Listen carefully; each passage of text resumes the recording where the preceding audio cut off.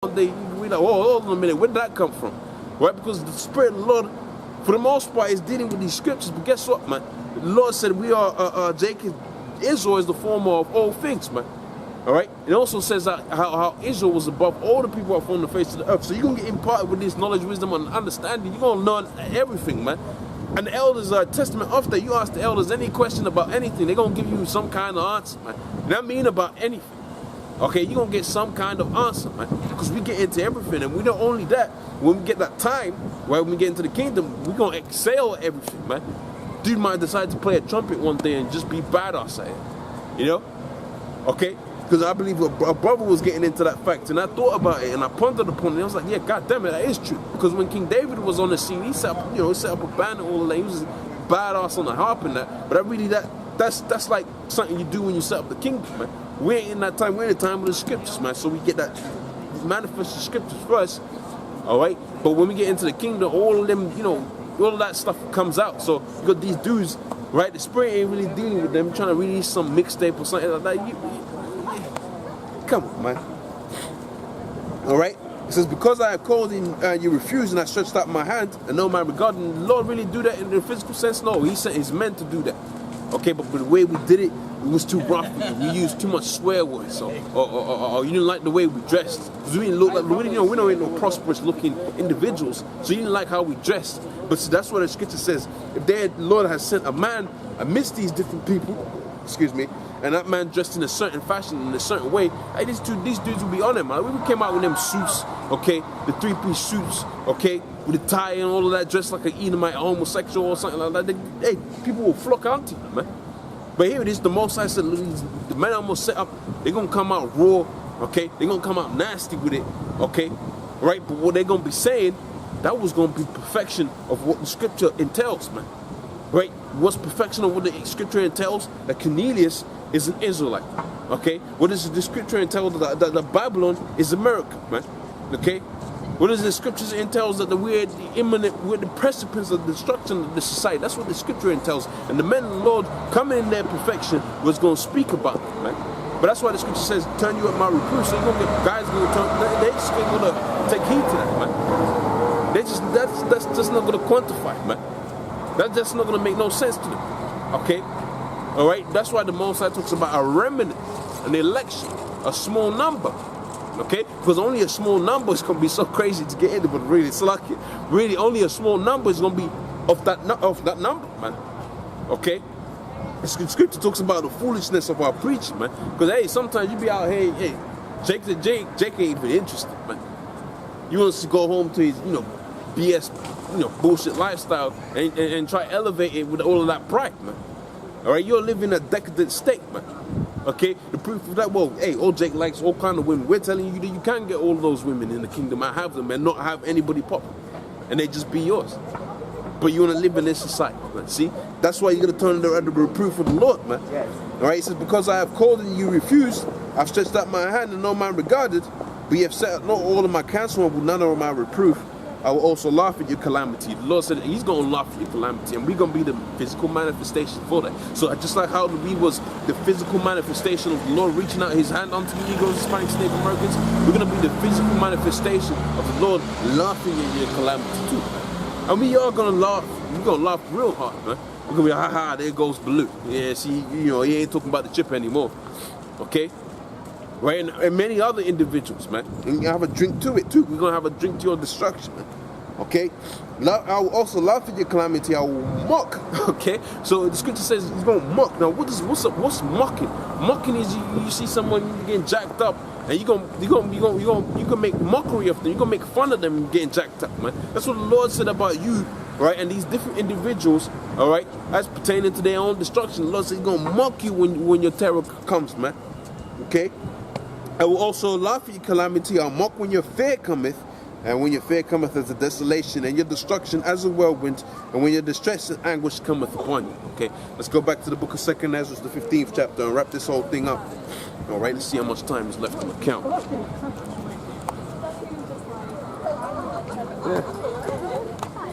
Right, so about 6 minutes left. Okay, 6 minutes.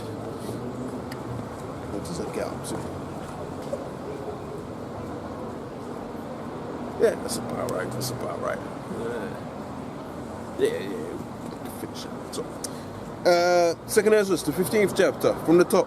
It says, "Behold, speak thou in the ears of my people, right? The words of this prophecy which I put in thy mouth, saith the Lord, right? And cause them to be written on paper." Okay, so words are faithful and true, right? "Fear not the imagination against thee. Let not the incredulity of them that trouble thee and speak against thee.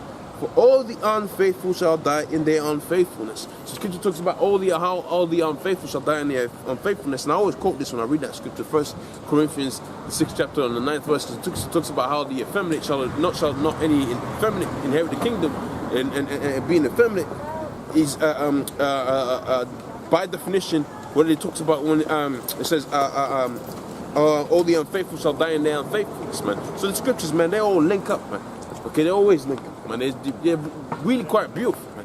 Okay, how everything, sort of gels and links up together, man. Yeah. Everything's in unison, man. Okay, that's why the scripture talks about how precepts always on precept upon precept, line upon here, line upon there, and you get the full gist of the story. That was the key to breaking down the, what the Lord has written forth in the scriptures, man. Okay. "Behold, saith the Lord, I will bring plagues, okay, upon the world, the sword, famine, death, and destruction." That's what's coming to this world. Let's read it again. All right, "Behold, saith the Lord, I will bring plagues upon the world, the sword, famine, death, and destruction." That's the future, okay? Edomites, we're going to raise little Johnny up, and Johnny's going to go to college, and we're going to pick this school for him, and then he's going to, study law or whatever. The scripture says that's not going to happen. Death, destruction, and famine is going to come into this place, man. So that's the future you got to look forward to, man. Okay, so like we always say, man, you got a credit card and you got, you got a 10 grand limit. Go max that out, man. Go live large, man. Because what's coming, you're gonna hope you did that, right? To try to lessen some kind of blow, but you're not gonna do that. You're too proud. You think that this kingdom's gonna last forever, right? That is by default your nature, right? To think that this society is gonna carry on, okay? But Lord set it up to where that's not the case, man, and that's not what's gonna happen, okay? "For wickedness has exceedingly polluted the whole earth." Now, we read about that within the book of Isaiah, the 24th chapter. That goes again to show you that these things, they all link up, man. They all juiced into one another, man. It's all one corroborating story, man. Storyline, of which only the elect is going to be able to pick up on that vibration, man. All right? Right, you got and dealing with vibration, you got music, right? It's all about, bars and, break down bars into 4 beats, bars and beats and so on and so forth, right? Then you got jazz, right? Okay?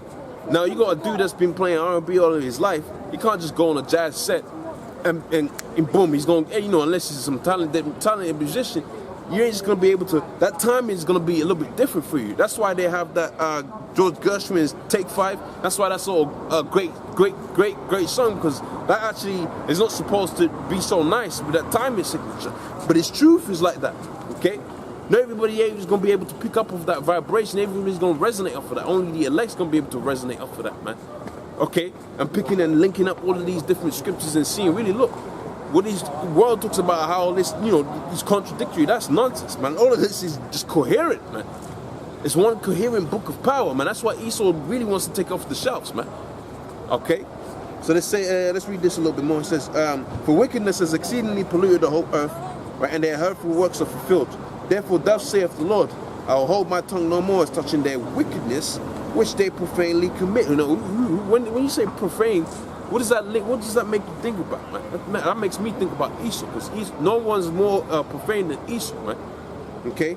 Right? "I will hold my tongue no more as touching their wickedness, which they profanely commit. All right? Neither will I suffer them in those things which they wickedly exercise. Behold, the innocent and righteous blood crieth unto me." So the souls of the just out there, rather more, it's going to say here, the souls of the just complain continually. So all of them, the elders, the pillars, all right, for hear them that have ears to hear, let them hear. The pillars that the Most High set forth, all right, they're out there in the spiritual realm complaining continually to the Lord to bring this kingdom down, man. That's what they're doing, man. Okay? All right, say, the innocent and righteous, where are we at? "The souls of the just complain continually.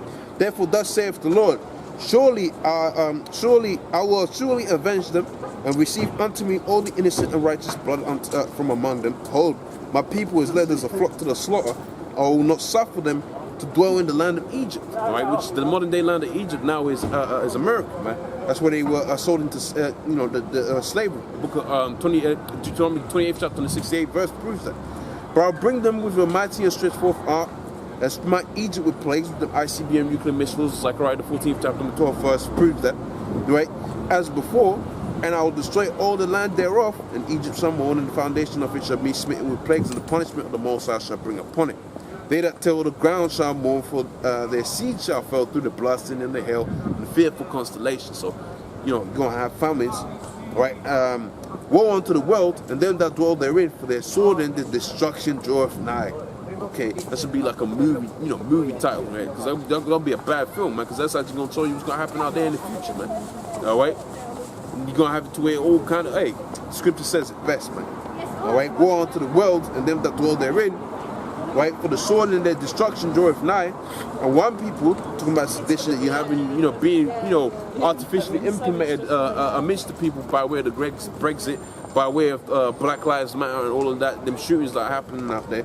You're having it to where this is going to play out. For they shall be sedition, meaning civil unrest. We read the same thing in the book of Mark, the 13th chapter, right? And invading one another, they shall not regard their kings nor princes, and the cause of their actions shall stand in their power.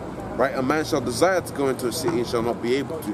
For the pride of the cities shall be troubled, and the houses shall be destroyed, and men shall be afraid. So, pretty much with that, you're seeing what this different elites is preparing in that, man. Okay? They're preparing basically to have it to where all of these different nations, all of these different people come up against each other.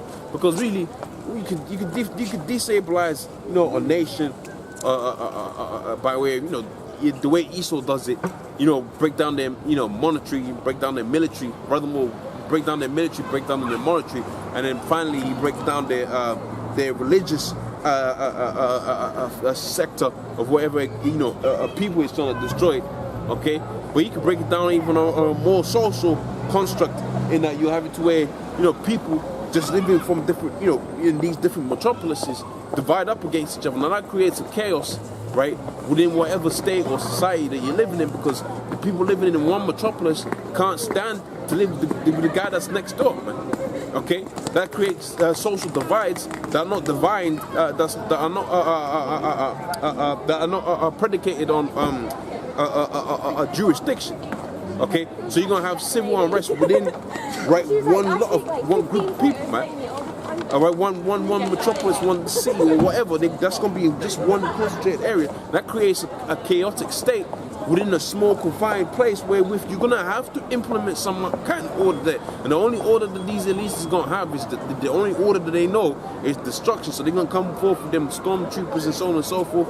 Okay, they're going to come with their the same people that they have out there when a crisis happens, like you have a Katrina, they'll send the same people. They're gonna send these people for them civil unrest, man. That's why they had it to where specifically police was. So what's the next thing after police? If the police are getting shot, who's gonna be the next people that they're gonna come up against? Who's gonna come up against the masses of the people? Okay, it's gonna have to be the army, man, and that's what they want to do, man. Okay, because the the patriarchs are going to be thinking, look, this is getting ridiculous, man. Our own police can't stop these Negroes, Hispanics, Native Americans. We need the army. Not knowing that the army is going to come and clamp down everybody, man. That's why the scripture was saying here in the book of 2nd Ezra, the 15th chapter, you ain't going to be able to maneuver like that in that day, man. So pretty much with that, I'm going to say, Kal halal yahba shimi hashai, double honors the apostle GMS. One of you brothers that be pushing this truth in sincerity. Shalom.